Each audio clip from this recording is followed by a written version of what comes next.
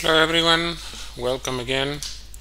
I want to share with you now some stories related to Russia and Ukraine and the whole situation in that part of the world right now.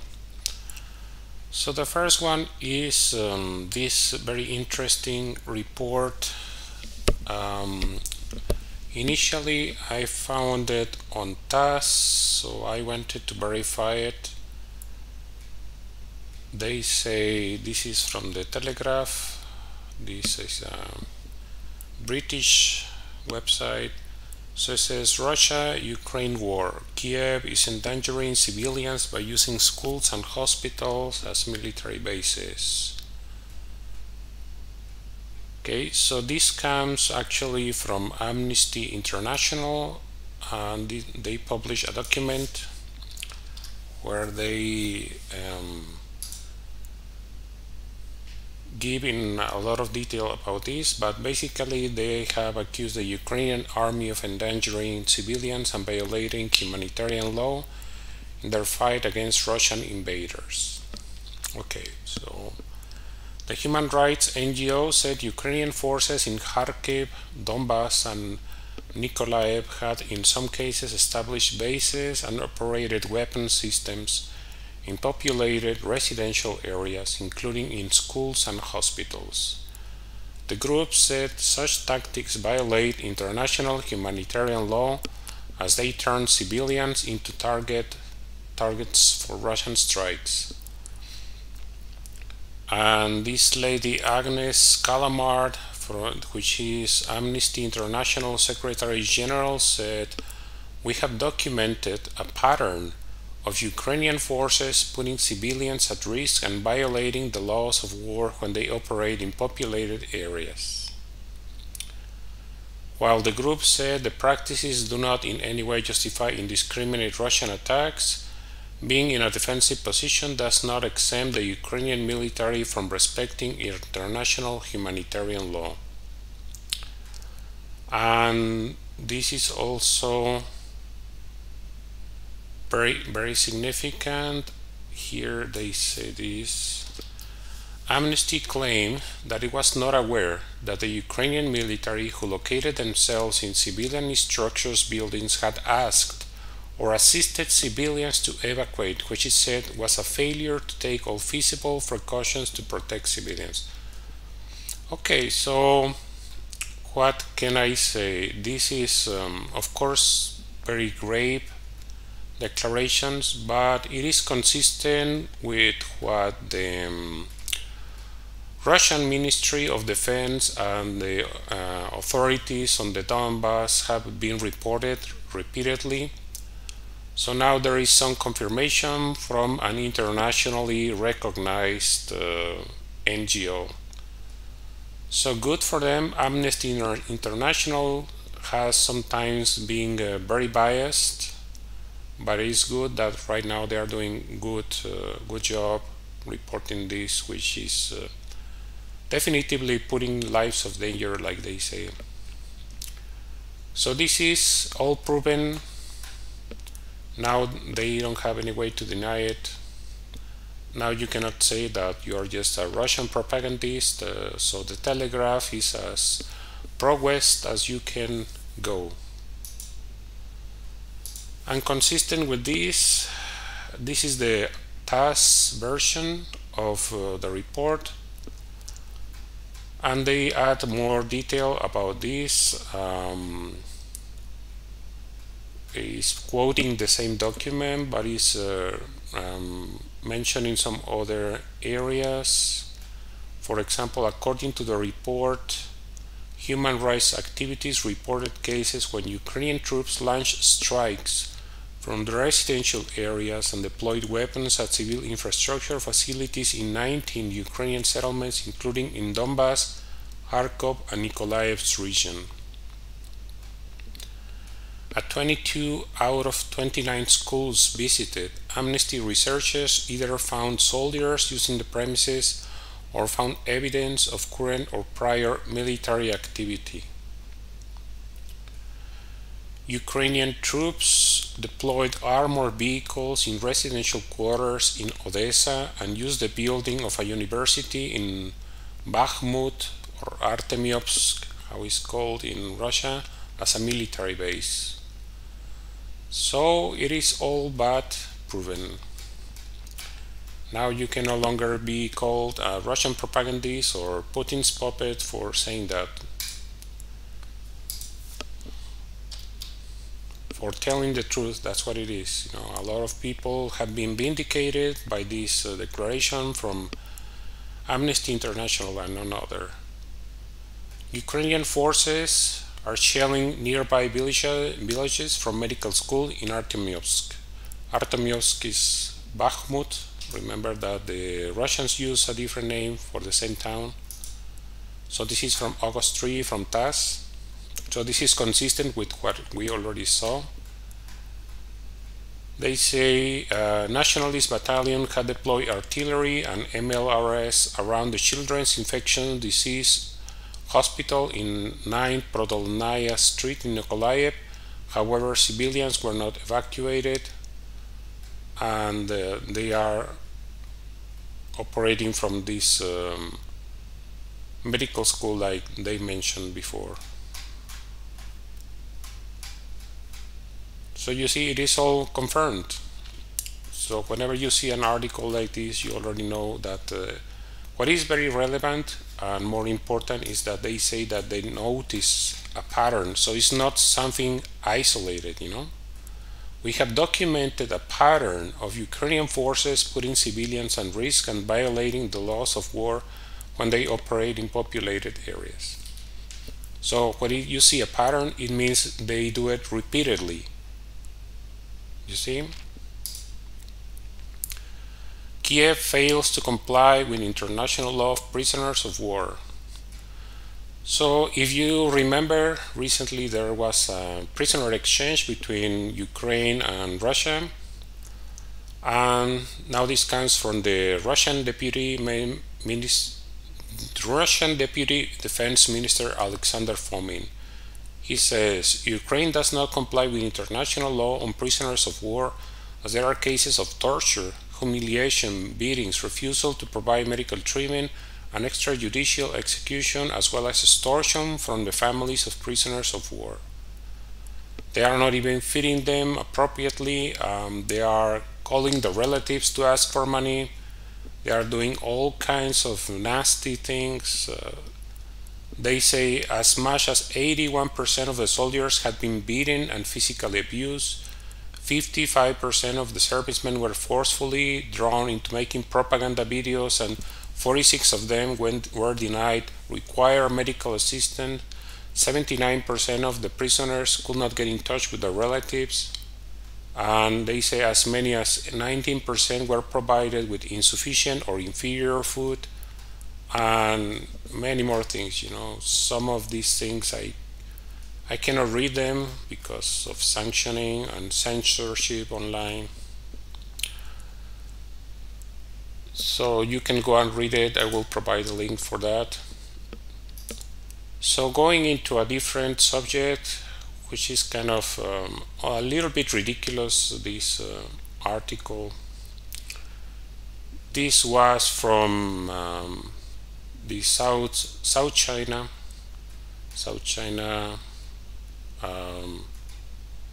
website.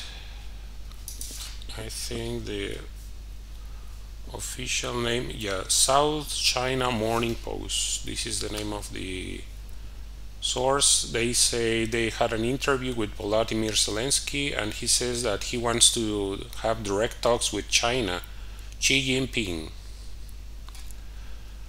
and he wants Xi Jinping to help end Russia's invasion of Ukraine. So I thought it was, I don't know, interesting somehow. So let's get to the highlights. And he says Ukrainian President Volodymyr Zelensky believes China has the economic levers to pressure Vladimir Putin to end the conflict. Ukraine is seeking an opportunity to speak directly with China about its ongoing war with Russia. President Volodymyr Zelensky has said, noting that his country had consistently sought ties with Beijing in the years preceding the conflict. So it's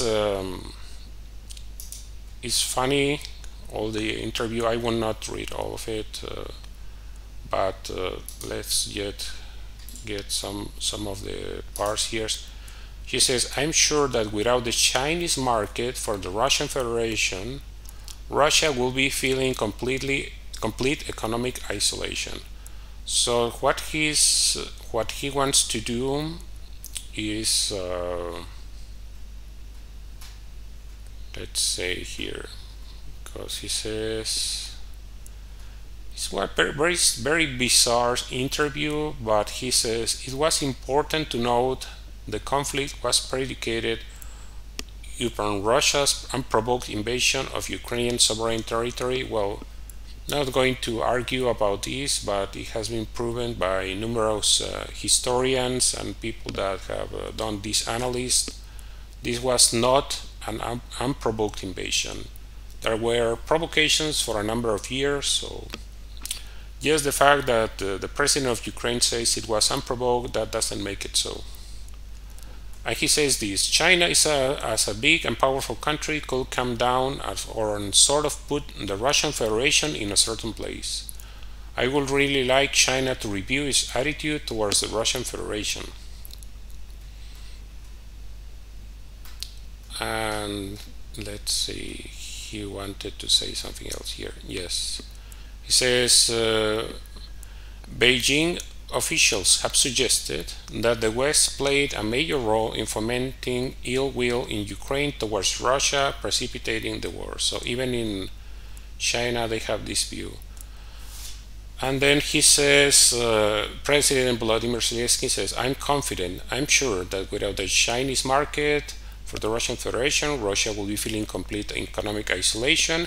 That's something that China can do to limit the trade with Russia until the war is over. So this is what Zelensky wants, you know. This is how he imagines in his fantasy world where he sleeps that China will do this with Russia. They say, okay, stop the war, and until you don't stop the war, we will limit the trade between Russia and China. In my opinion, this is never going to happen, you know. Besides the fact that Ukraine has no leverage whatsoever, you know, the relations between China and Russia are stronger and closer than they have ever been, so he can say whatever he wants, you know, he has the freedom to speak and say whatever he wants, but this will just never going to happen. So it is probably the Chinese are very polite, so they will listen to him, even if Xi Jinping talks to him.